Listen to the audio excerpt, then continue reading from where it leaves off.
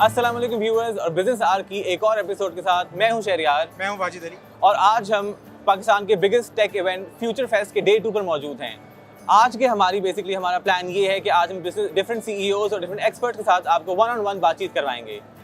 तो हमारे पहले गेस्ट जो हमारे साथ मौजूद हैं वो हैं सैयद अली इमरान साहब, जो कि एक visit visa consultant and immigration lawyer हैं फ्रॉम बिजमिन एजुकेशन कंसल्टेंट्स। अस्सलाम वालेकुम सर। वालेकुम अस्सलाम। तो इमरान साहब, पहले तो बताइएगा कि आपका ये बिज़नेस कितनी देर से आप इस बिज़नेस में हैं और आप क्या क्या किन किन चीज़ों में डील करते हैं? अच्छा जी, मैं तकरीबन 10 ईयर से इस बिज़नेस में हूँ और एजुकेशन के जो एडमिशन्स हैं बच्चों के वो करता हूँ और इमिग्रेशन का काम करता हूँ। और मुझे जो है आप कह सकते हैं कि लोग जानते हैं विजिट वीज़ा स्पेशलिस्ट के नाम से। विजिट वीज़ा स्पेशलिस्ट के लिए मैं तो सबसे पहले इस पर ही बात करूँगा कि आमतौर पे बच्चे आजकल विजिट वीज़ा के लिए अप्लाई करते हैं कि जी हमने जाना है बाहर। तो लेकिन उसमें मैं ये कहूँगा कि सबसे पहले तो अपनी डॉक्यूमेंटेशन जो है ना, उसकी जस्टिफिकेशन, अपनी जो ट्रैवल हिस्ट्री है वो देखें और अपनी बैंक स्टेटमेंट के मुताबिक अपने जो फंड्स की जस्टिफिकेशन है वो आप दें। उसके बाद आप वीज़ा का अपने टूल्स जो हैं वो आप पूरे करें। फिर उसके बाद अब एम्बेसी से रुजू करें उसकी सबमिशन। इमरान साहब, ये ज़रा आगे बढ़ेंगे। सबसे पहले मैं ये बताना चाहता हूँ कि जो हमारे स्टूडेंट्स होते हैं ज़्यादातर उनकी जो एक फेवरेट डेस्टिनेशन होती है वो यूके होती है, यूएस होती है, कनाडा होती है। लेकिन लोगों को इतना नहीं पता होता कि उसकी वीज़ा की टाइप्स वगैरह क्या है और वो किन वीज़ा को किस वक्त अवेल कर सकते हैं। थोड़ा बहुत इलैबोरेट कर देंगे आप? अच्छा जी, मैं इसमें कर देता हूँ। ट्रैवल हिस्ट्री की बात की, अब स्टूडेंट की ट्रैवल हिस्ट्री ऑलरेडी कितनी होगी और कितनी इंपॉर्टेंट है? देखिए, स्टूडेंट्स की ट्रैवल हिस्ट्री अगर आपने एडमिशन के पॉइंट ऑफ व्यू से उसको देखना है तो उसमें उनकी जो बैंक स्टेटमेंट है वो तकरीबन 28 डेज़ की चाहिए उन्हें, स्टूडेंट्स को। ठीक है, उसमें ये होता है कि स्टूडेंट इसको शॉर्टकट लेते हैं। ठीक है जी, अगर 28 डेज़ नहीं है, ठीक है, फिर डेफिनेटली आपका वीज़ा जो है ना वो रिजेक्शन होगा। अगर आपको कोई कंसल्टेंट या कोई एजेंट कहता है कि भाई ये हमने ये करना है तो आप इसको हम जनाब इसको 5 डेज़ में हम सबमिशन कर देंगे, ऑफ़र लेटर आपका मंगवा लेते हैं, एक्सेप्टेंस हो जाएगी, आपकी कैश लेटर आ जाएगा, तो वो आपके साथ गलत बयानी कर रहा है। ठीक है, इसके अलावा स्टूडेंट वीज़ा के अलावा सबसे हॉट जो है आजकल जो चल रहा है कि आप वर्क वीज़ा पे लोग बहुत काम कर रहे हैं। ठीक है, वर्क वीज़ा के लिए ये जानना बहुत ज़रूरी है। स्पेशली मैं वो पढ़े लिखे लोगों के लिए कहूँगा कि जो जिसमें सॉफ्टवेयर इंजीनियर्स हैं, मैकेनिकल इंजीनियर्स हैं, नर्सिस हैं, डॉक्टर्स हैं, बाहर जाना चाहते हैं। ठीक है, एक अगर चीफ अकाउंटेंट है, अगर वो चाह रहा है कि मैं जनाब यूके चला जाऊँ, एजेंट कहता है जी ठीक है मैं आपको भेज देता हूँ, वो वेब डेवलपमेंट की वीज़ा पे भेज देता है। इमिग्रेशन ऑफिसर यूके में उसका जब इंटरव्यू करता है कि वो लैपटॉप खोल के रख देता है, कहता है जी आप कोडिंग करें। उसमें ये होता है वो कासिर होता है कोडिंग करने के, वहाँ से उसकी वीज़े की रिजेक्शन हो जाती है। यानी ये जो तासुर है कि आप जो अपनी सीवी में लिख देंगे वो एज इट इज़ वो एक्सेप्ट कर लेंगे, जबकि वो प्रैक्टिकल भी आपका टेस्ट लेते हैं वहाँ। देखें, यू आर एब्सोल्युटली राइट। ये देखें, ये प्रोसीजर है 5 ईयर का। ठीक है, इसमें ये होता है कि आपसे एक एजेंट कहता है जी मुझे आप पैसे दे दें, मैं आपका काम कर दूँगा। भाई पैसे आपने दे दिए, काम आप ये देखें कि आपने उस डोमेन में यूके में जाके सर्वाइव कैसे करना है। एग्जैक्टली, आपने आगे करना क्या अगर आपने देखें, अगर वहाँ जाके आप जाएंगे, अगर आपको फॉर एग्जांपल आजकल वो हेल्थ केयर पे बहुत लोग जा रहे हैं। ठीक है जी, वहाँ जो लोग हैं जो हेल्थ ये केयर पे गए हैं, अभी 140+ कंपनीज हैं लास्ट मंथ उन्होंने बंद किए यूके ने। स्कैम है, बहुत बड़ा एक स्कैम है, ये एक माफिया बहुत बड़ा।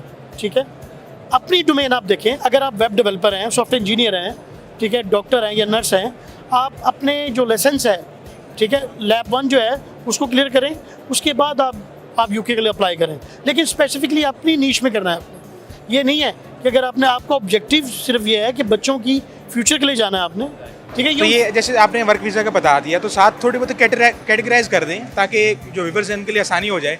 वर्क वीज़ा, स्टूडेंट वीज़ा और कोई? ठीक है, इसके अलावा इंट्रा ट्रांसफ़र वीज़ा है। वो कंपनीज जो यहाँ भी मौजूद हैं, लंदन में भी हैं, ठीक है, उनके लिए उनका 1 ईयर का एक प्रोसीजर होता है। ठीक है, उनका जॉब का टेन्योर वो ट्रांसफ़र भी हो जाता है। ठीक है, उसको भी मैं डील करता हूँ।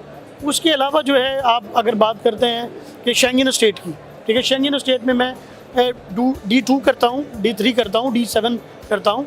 ये वो वीज़ाज़ हैं जो बिजनेस वीज़ाज़ हैं। ठीक है, अच्छा, इनको डिस्क्राइब कर सकते हैं कि D2, D3, D7 वीज़ा कौन से हैं और इनमें फ़र्क क्या है आपस में? जी ठीक है, देखिए D2 वीज़ा जो है वो आप यहाँ से अगर आप बिज़नेस कर रहे हैं वहाँ, ठीक है, बिज़नेस करना है आपने तो आप D2 पे जाएंगे।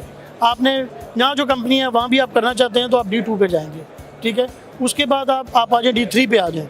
ठीक है, D3 जो वीज़ा है ये वो लोग हैं जो चाहते हैं कि यार हम वहाँ जनाब जाकर अपना कुछ सेटअप बना लें, कुछ ऐसा सिस्टम कर लें, जाके हम देखते हैं अपनी कंपनी या वहाँ स्टार्ट करेंगे, स्टार्टअप जिसको आप कह लें, ठीक है, स्टार्टअप का काम है।